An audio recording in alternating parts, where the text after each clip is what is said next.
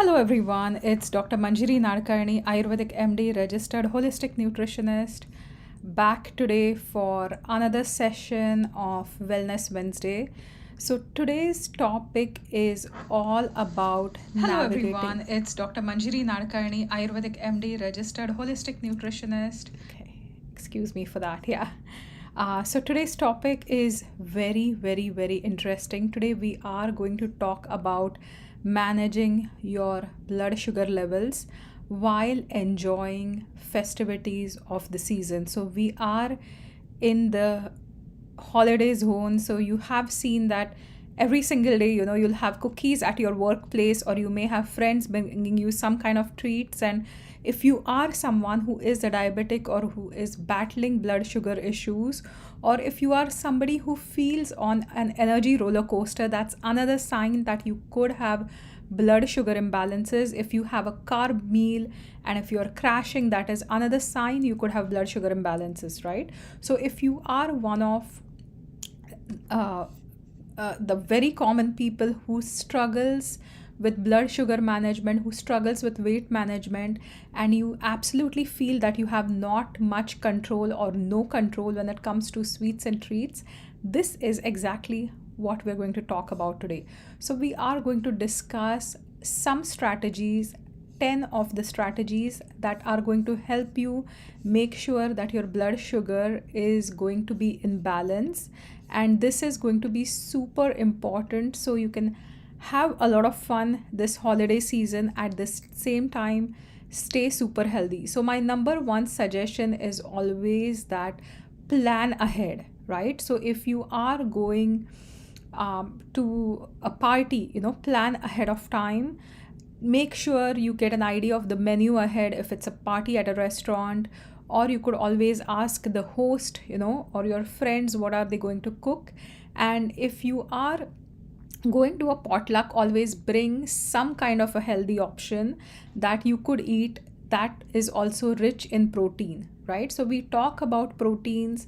The reason is that protein is really required in your body for a lot of reparative processes. At the same time, it is one of the best things that can help you balance your blood sugar. So super important to really get to know what's going on at the party. Really important to plan ahead. If you are like me, who anticipates a lot of sweet treats at work, in the staff lunchroom, if you're anticipating a lot of sweet treats, make sure you're always packing your lunch, right? So that's one thing I do, because I know if I'm really hungry and if I haven't packed my lunch, I may end up indulging in whatever sweets are there because I'm super hungry. But if I plan ahead, if I'm carrying my lunch every single day with me, I'm going to be less tempted to binge on the sweets, right? So that's my number one strategy, is to plan ahead. The number second strategy is to make sure that you are not skipping any meals, right? So this is something I have seen people do all the time, whether it's a big Thanksgiving meal or a Christmas meal. You're like, oh, I'm going to eat twice, so I need to skip meals. But if you skip meals, you are going to be extremely hungry. Your hormone called ghrelin, which makes you growl with hunger, is going to be extremely activated, and you may end up not just eating double but three times of what you would normally eat, right? So before you go for a party, make sure the meal that you have is a lighter one but is also rich in protein. It's kind of a stabilizing meal. You could put either a good source of complex fiber, or you could use a protein at this meal, or you could also go for a healthy fat, right? So your meal pre-party could be something that's rich in good fats. You could have ghee really helps with a lot of cravings. You could have some avocado, mashed into some um, tuna or something. That could be one idea. Or you could have some high fiber vegetables, sweet potatoes. These are a few things that are going to help you stay in balance.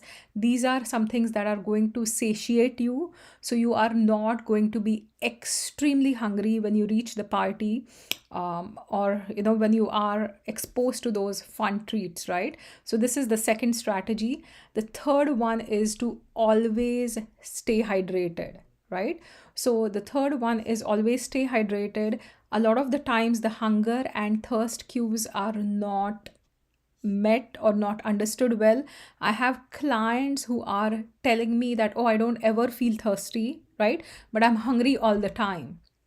I don't think that's possible. A lot of the times you are unable to differentiate between the hunger and the thirst, especially for someone that doesn't get dry throat or that doesn't feel very parched.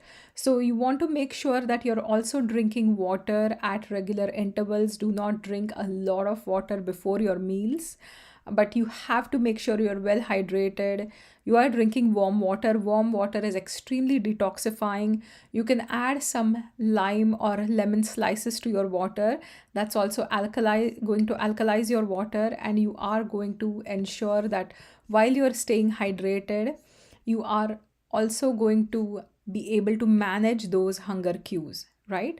Now, on the fourth tip is that on the day of your party, or every single day, if you could even follow this works. But my number 4 strategy is always having a protein rich breakfast, right? So often I have seen a lot of holiday breakfast recipes, either pancakes with apple or oatmeal with apple or even oats, right? So, but for people who are diabetics, who have blood sugar imbalances, high carbohydrate foods, including fruits, are going to affect their blood sugars and are going to affect their hunger cues as well.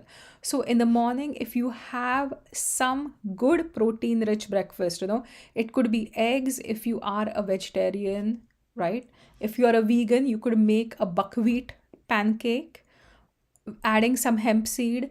You could also make a ragi or millet pancake. You could also make a buckwheat porridge or a millet porridge, right? So these are going to be higher in the protein. You can make porridge in a savory way. It doesn't have to be sweet. You can make upma, is like an Indian recipe where you're adding a lot of spices. And in place of semolina, you can always go for buckwheat, or you can always go for some kind of a millet, right? So these spiced millet dishes that are protein rich, in case you're a vegan, or an egg omelette, you can add some spices here as well. Like turmeric is something I add to my omelets all the time. So this is also, these are going to keep your blood sugar stable. But protein is important because that will satiate you. If you start your day with a lot of carbs, you are going to crash very easily, and it doesn't even stay in your belly for a long time. And when you are hungry, when you are crashing, you're bound to make poor choices. So this was my number 4 strategy, right? So my fifth strategy is something I tell everyone is, whenever you want to eat sweets or treats, always pair it with some kind of a protein, a fiber, or healthy fats, right? So you could pair carbs with either some protein, like an egg would be a good source of protein, hemp seed would be a good source of protein, almonds could be a good source of protein. Fiber would be either leafy vegetables, you can totally cook them, they don't have to be raw salads. Sauteed greens are a fantastic way. Broccoli is a really good kind of fiber. If you enjoy broccoli, you could also make sure that you're steaming or sauteing broccoli. Or healthy fats like ghee, avocados, nuts, seeds, so these are to be paired with carbs. And this is something you can also strategize while you're baking, right? So if you want to bake something that's a treat, like lemon bars, for example, add some chopped almonds. That's going to be balancing to the blood sugar. You can add some healthy flaxseed, chia seed. That's a fiber along with a fat. So that's going to make your treat less blood sugar imbalancing, right? So this is the fifth strategy that you can use, pairing your carbs with a protein, fat, or fiber.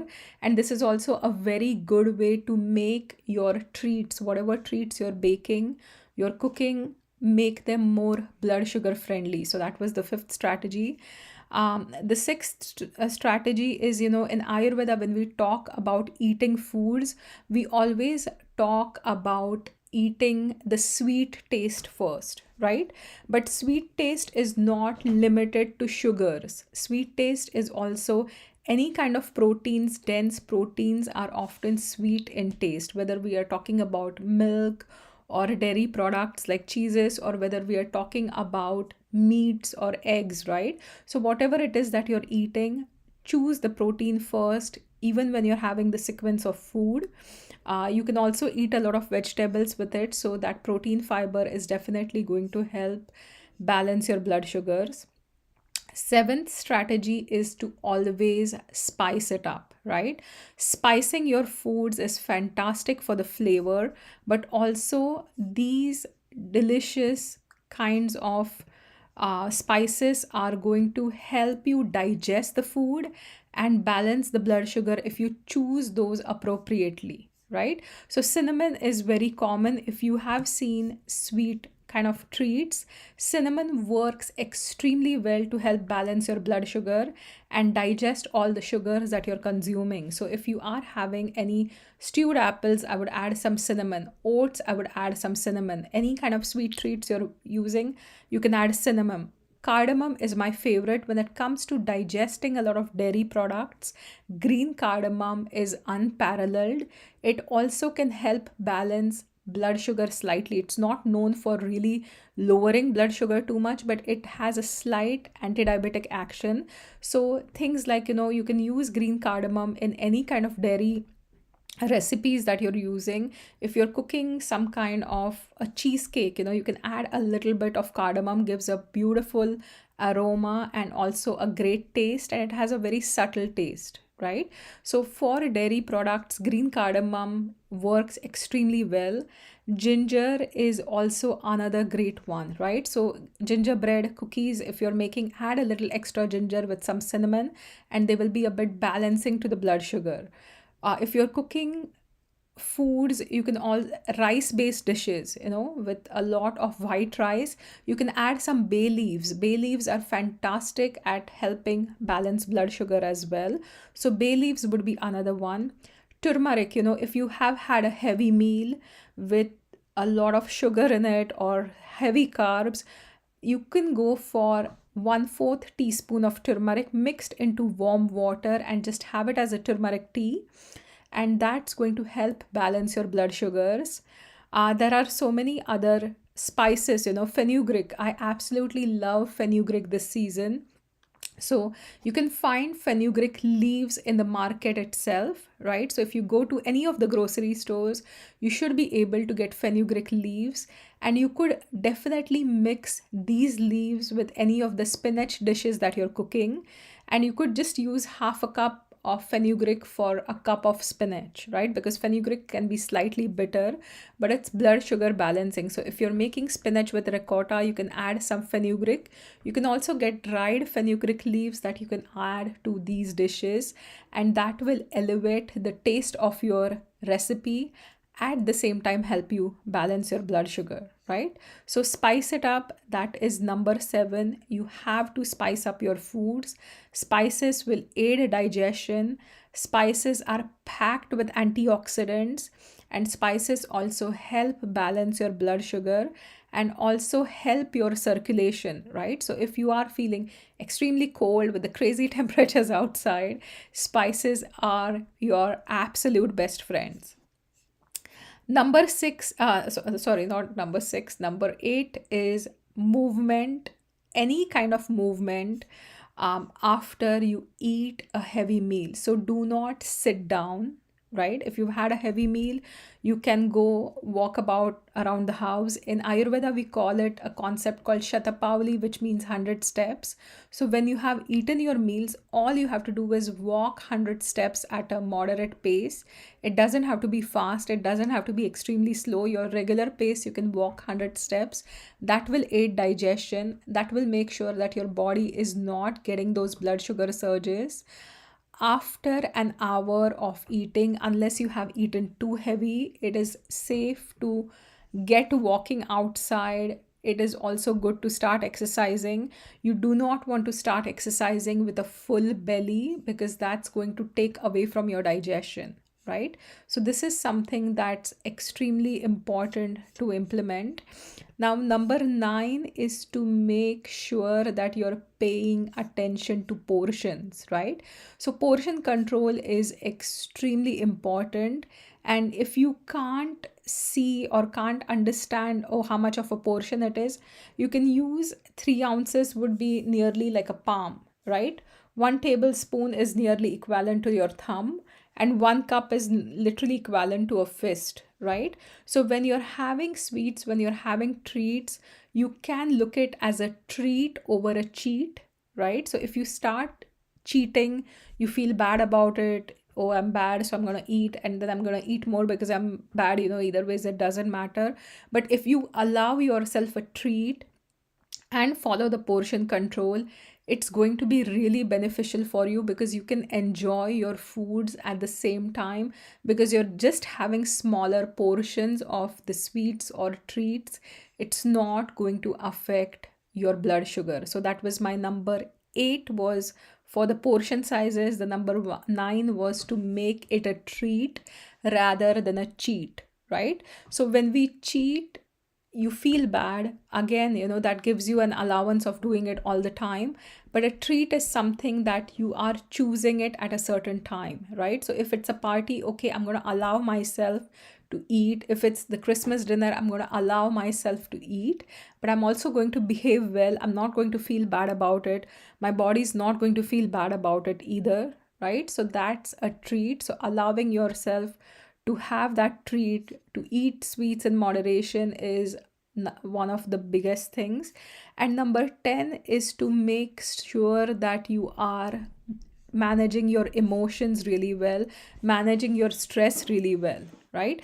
If you are someone who is extremely stress does affect your blood sugar, right? So stress, by the mechanism of secreting cortisol, can create higher blood sugars. And I have seen clients in my practice who are extremely stressed, who do not even have a high carb diet, but they are constantly battling high blood sugar numbers, right? So if you learn to manage your stress, if you learn to manage your emotions, if you take some time for yourself, to calm yourself, to process your thoughts, to take time for your body to rest, recover, for your mind to rest, recover from whatever is going on around you, you are more likely to stay in balance in this holiday season. So that is my little talk for today on 10 strategies on how to balance the blood sugar. Next session will be on December 18th, which I will be discussing about how to deal with grief during the holiday season, because this is such a wonderful time, but it is also one of the most difficult times, especially for those that have lost loved ones. So next session on December 18th at noon is going to be all about navigating grief during the holiday season, and I'll give you tips and strategies as well as some herbs that do help with processing grief.